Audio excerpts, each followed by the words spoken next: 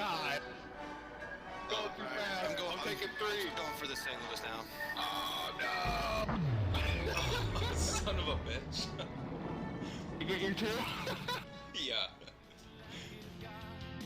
Welcome back to the channel, everyone. Thotgor here, of course. And today we are on North, and we're in the Roon. Yes, back in the Roon. Now, at the end of this battle, I am about 17,000 experience away from the Hindenburg. Can't wait for that Hindenburg. But I'm still like 11 million credits away from buying it. So I still have a bit of ways to go on saving up some credits here to actually purchase the Hindenburg, but that should come in time. I might even have the tier 7 Russian cruiser by the time I have the credits. I don't know. We'll see. But anyway, we are on North. Now, I was looking around, and you know, North is one of those maps that has the potential to have a Squall on it, right? Where a certain portion of the map is going to be basically in terms of the game, a big storm, and visibility is reduced, I believe, to 8 kilometers and below.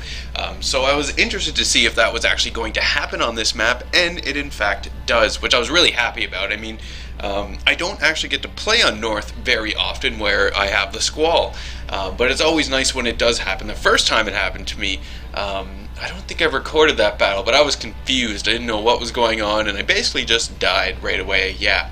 Anyway, not this time. So normal setting up on North, right? I was kind of looking around, and I do see that, you know, a lot of my ships are heading towards the west, or at least making moves towards, you know, the west side of the map here. Now, we don't have to worry about capping different zones or anything like that, so I was going to keep my distance anyway. And I decided that, yeah, I'm going to head over there as well. Typical plan, I guess, some opening move for me as well when I go to this side is I'm just kind of going over to this side, using the islands that are going to be coming up on the port side as much as I possibly can. I'm not expecting to actually get all the way over to the west side. We're just taking a quick look at the Indianapolis there, but I don't expect to get all the way over to the west side, right? I'm actually expect enemy ships to start popping up long before then. I will start engaging them and most likely stay in this little area for now anyway, while that battle, while the initial battle progresses, just to see where the rest of the enemy team is going, because that's really what I'm looking for in these opening stages of the battle, right? Is trying to determine where is the enemy pushing the strongest, right? And then using that information to figure out, should I be you know, countering their push, or should, you know, I be flanking around them and maybe showing them the weakness of their push, right? It all depends on where the enemy is. So we do have an enemy ship off in the distance. I've got my armor piercing loaded, obviously. I'm in the Roon, so I have no worries about penetrating this guy whatsoever. I think it's another Indianapolis.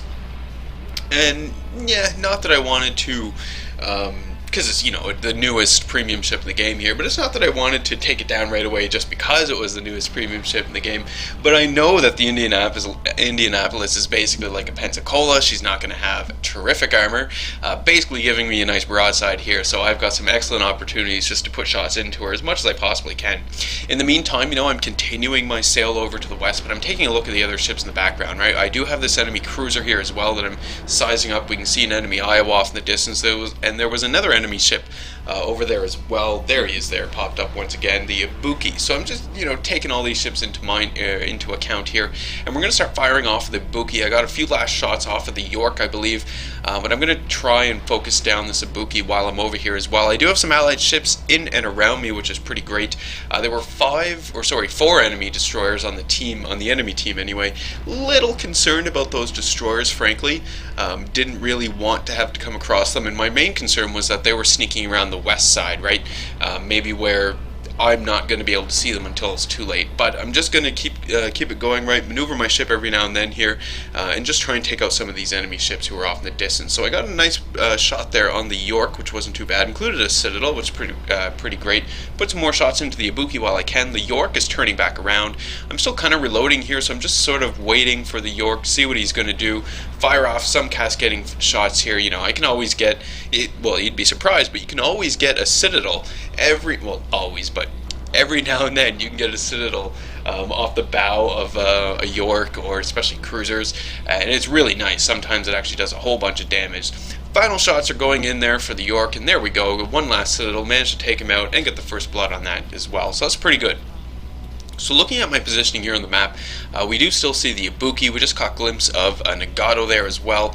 I'm not willing to go and push like, you know, come into this west side here and then push towards the south and maybe circle in around. I'm not willing to do that just yet. And the main reason for it is I just don't have the support over here to do it, right? I've got myself, I've got New Orleans, I've got, I think it's a battleship and a destroyer, which is actually pretty good.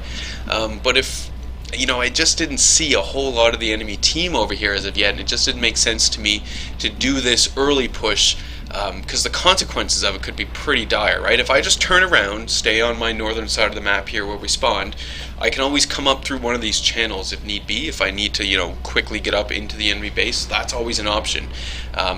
Whereas if I go and do that now, I'm pretty much shooting myself in the foot. It means I have to continue along and push into the enemy base. And I would also have to hope that the rest of my team who's over here with me as well continues that push with me, right? Because they might not either. So I wasn't really interested into any of that. You can see as well the enemy ships are turning away as well. So this is all kind of leading me to believe that the enemies, the majority of the enemies aren't actually over onto this west side. You can see my allies who are with me over on the west side looking at the minimap. We can see that they are continuing their push, right? They're actually going to go to the south, and I mean, if they want to do that, that is fine. I mean, they're able to support each other. There's a cruiser, a destroyer, and a battleship, so they should be able to do it without any issue. And based on the ships that we see, or that we've seen so far over here, right, the Nagato, the Ibuki, they should be able to do it relatively easily, especially now that the Ibuki's almost dead. I got another nice Citadel hit on the Ibuki there, and we do see, this Colorado that is in front of me as well. He's moving into position, or this player rather is moving into position, so they should be fine. No big deal. I actually thought about turning back and going and supporting those guys, but I was still concerned that I hadn't seen a whole lot of the enemy as of yet. I hadn't quite clued in just as of yet that there could potentially be a Squall somewhere that is hiding a bunch of enemies that I don't see. So I was finding this pretty weird at this point in time because I didn't really know what exactly was going on, right? Where is the enemy ships? What are they doing? So yeah, I'm happy with my choice here. Now I did switch over to high explosive, and it was because I have some destroyers in and around me. I can't get any shots off of the destroyers, but I'm not just going to hold fire. I do manage to get some shots off of the Ibuki. Now if those would have been armor piercing, I probably would have been able to kill the Ibuki, but whatever. One of my teammates is definitely going to finish off that Ibuki, so I'm not too worried. There's another Colorado off in the distance, okay? So there, I do see a number of enemy ships, right? We can see that all of the enemy ships, or well, the majority of the enemy team, did focus where the sea cap would be. They're trying to push up through that channel, so I'm trying to get myself into position here. I start noticing the weather changing, right?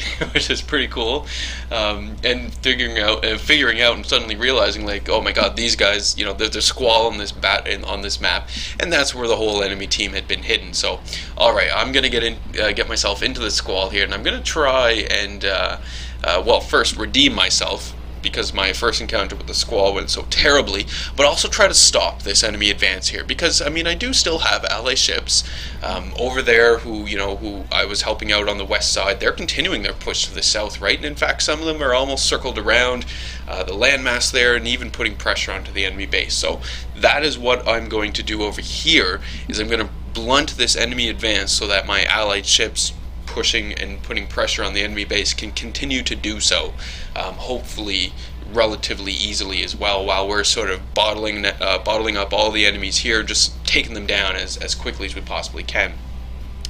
So far as well in the battle, it has been going pretty good. I managed to get one kill as well, but more importantly, my other teammates also managed to take out 3 other enemy ships, so that's pretty good, right?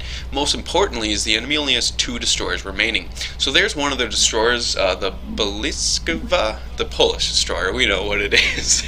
It's a great destroyer, actually. I've seen this thing do some amazing things. I haven't never actually bought her, but yeah, I do hear good things, and you can tell it's a good destroyer at tier 7 anyway. But we are going to start putting some shots into her now. I'm not switching over to to high explosive. This was because I knew that there were other cruisers and battleships in and amongst this Squall here that I wanted to be able to take out right away. There's an Indianapolis, so I immediately put a full salvo off into the Indianapolis. Get 2 nice Citadel hits on that Indianapolis, and it is basically almost over for that ship. We're just putting a few last shots into this Polish destroyer here, finishing him off. There he goes. One of my teammates got the kill, so fantastic job there as well. So we do have to take out the Indianapolis, but we do still know, or at least I still know, that there's another enemy ship, a battleship in here somewhere. I'm pretty sure that I caught a glimpse of an Iowa. At least an Iowa, I thought. So I'm still going to be pushing in, getting closer into the channel. There we go, I'm spotted. So we see another enemy cruiser. Sorry, actually that's an enemy battleship, a Colorado. Now I didn't know that this Colorado was here.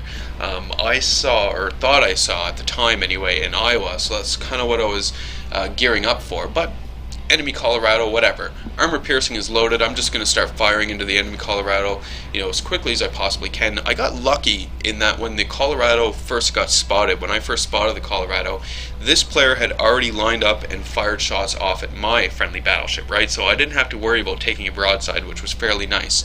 You can see here as well the your limited view range when you're in the Squall, right? Like, I know that the Colorado is there, but he's just outside 8 kilometers away, so I can't see him at all.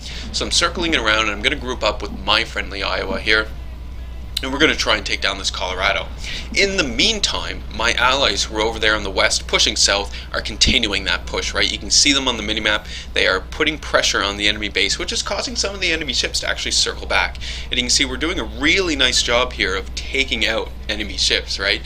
2 enemy ships just went down while I was saying that as well. So doing a pretty decent job here of just taking down these enemy ships. So getting closer in, I think the Colorado is already destroyed at this point in time. We do see an enemy destroyer, so we're going to have to keep an eye out for that enemy destroyer, especially in the Squall line, in the Squall here. Now, one thing I'm not sure of is my acoustic sonar ability. Will that let me see beyond 8 kilometers in a Squall? I don't know.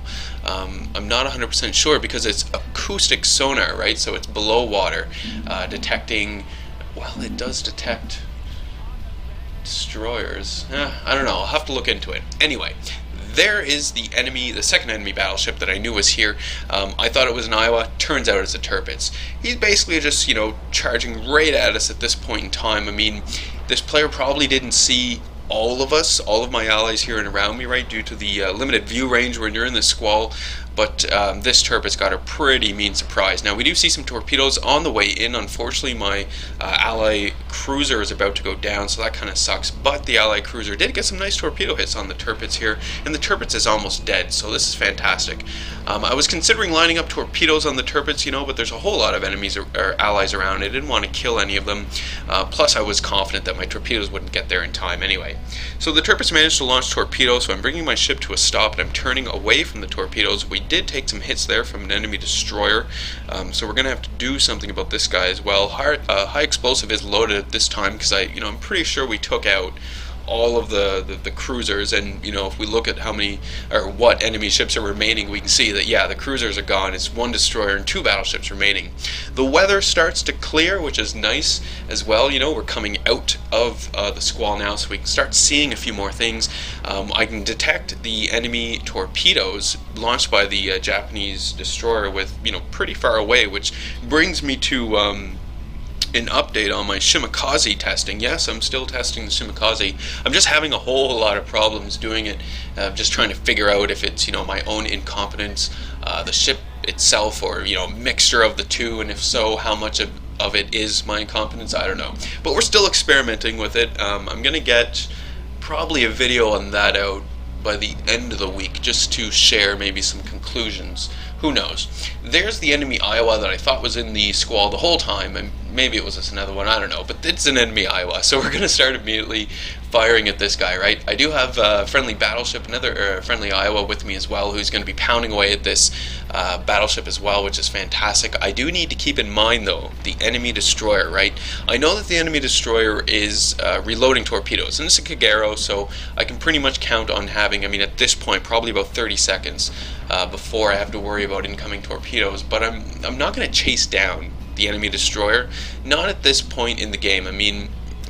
You could do it, I guess, but I didn't want to die. I didn't want to get ambushed by the torpedoes of the Japanese destroyer and die, and I didn't want to leave my Iowa out to dry either, because I could turn around and go chase that destroyer, but I don't really know where the destroyer is, right? So the destroyer might be able to spot, or well, probably will be able to spot me, get in around me, and maybe take out my Iowa. So no, not going to do it. I just, slight maneuvers here. We're coming in behind an island, so I can use this island off to the port side as cover. Got to be careful though, because once the island is done, the Kagero could be right there to launch torpedoes, so I need to keep that in mind, while supporting my Iowa and just continuing to put shots into the enemy Iowa. And in fact, yeah, there's the torpedoes from the Kagero. You can see them coming in.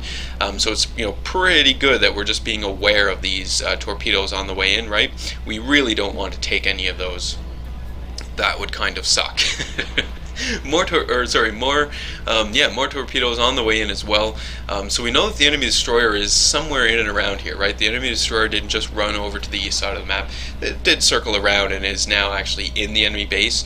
I've been doing some maneuvers here as well, some throttling, just to make sure that I'm not going to get hit with any of these torpedoes. And it's working out pretty well for myself. My friendly Iowa is still alive, and luckily, because I was spotting the torpedoes out in front of the Iowa, it gives the Iowa enough time to actually maneuver and mitigate some of the damage against the torpedoes, which is always great.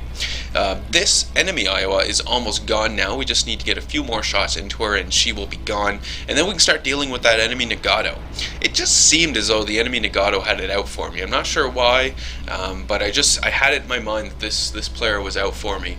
I don't think that actually happened, but it was just in my mind that this guy was like my nemesis for the battle. So I'm going to start putting shots into the Nagato here. I can see the Nagato guns are aimed directly at me, so I'm going to try and limit my broadsides here, right? And that's why I'm not swinging my ship all the way around to get my aft guns firing. I know it's only one turret on the front of the Roon, and this is a weak point on the Roon, is actually doing a charge like this, because you don't have a whole lot of firepower on the front of your ship. But I really didn't want to have to turn and give this Nagato a broadside and let the Nagato get maybe a lucky shot off at me and kill me. I didn't want that to happen. I did pop my acoustic sonar ability. It was my last one, so I figured why the hell not. And we get to spot the Kagero here, which is fantastic, because now my Tashkent can start engaging the Kagero here while I'm kind of dealing with this Nagato. Now the Nagato gets hung up on the hull, the sinking hull of the enemy Iowa, so that's fantastic. So this is my opportunity. I'm starting to turn my ship now. Once the Nagato is fired, right? He's fired, so I'm turning my ship, and I'm going to try and launch some torpedoes off the Nagato. Get myself a nice Confederate medal there, which isn't too bad at all. And we're going to try these torpedoes and see if I can't get a hit before the Nagato dies. Yeah, it's probably not going to happen, is it? Then everyone, all of my allies here are firing in at the Nagato. The Nagato is on fire. Yeah, he just took a big hit. There he goes, gone, and battle is over. Fantastic. So it wasn't too bad of a battle at all. We did pretty good. We're going to take a look at the final results here, see what we've got now. Damage overall was about 108,000, which isn't too bad. I got the first blood in the Confederate, which is nice as well. Now keep in mind, Memorial Day weekend, right, so there's big bonuses here for experience, so that's why the experience would have been so high. And base experience wasn't too bad. Finished second overall on the team, just behind that Tashkent. That Tashkent played a pretty good game, and I was pretty surprised, because I don't hear a whole lot of good things coming from a Tashkent. But anyway, I do like these new, the way that they display the final results now as well. I just find it a lot easier to understand. Well, not easier to understand, but just a quick glance, you can sort of get all the information you want from it.